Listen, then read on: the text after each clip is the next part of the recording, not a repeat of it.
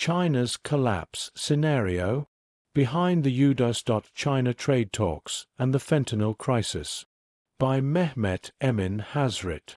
On May 10, 2025, trade delegations from the United States and the People's Republic of China held a surprise meeting in Geneva, Switzerland.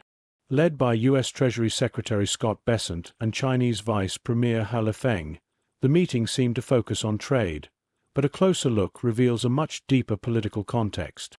Most notably, China's Minister of Public Security, Wang Xiaohong, was also present at the talks, an unusual inclusion for what should have been a technical economic discussion. This signaled that the real agenda was far more complex. The fentanyl crisis, the real agenda. During Donald Trump's presidency, the U.S. imposed heavy tariffs on China, not just for economic reasons, but as retaliation for the deadly fentanyl epidemic. In 2022, more than 100,000 Americans died due to illegal fentanyl originating from China. Chinese chemical companies supplied precursors to Mexican cartels, which then funneled the drug into American cities. Trump responded with tough trade measures not only against China, but also against Mexico and Canada. Even the Biden administration has been unable to fully roll back those tariffs. China's economy rings alarm bells. These tariffs hit China's world factory model hard.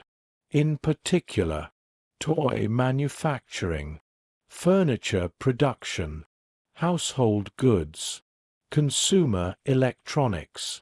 Thousands of factories have either closed or drastically reduced output.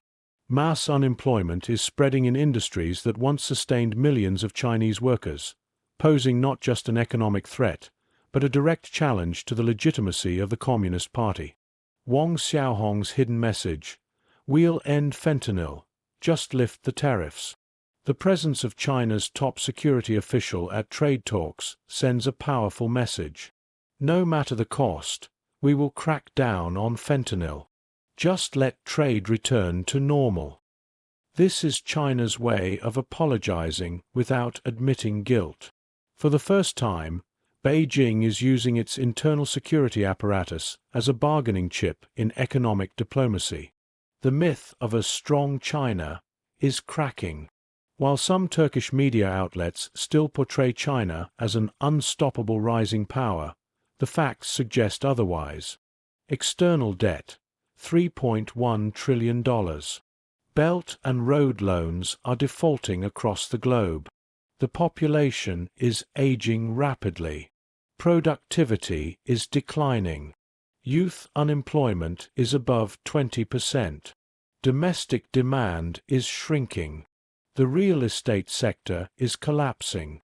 Will China fall like the Soviet Union?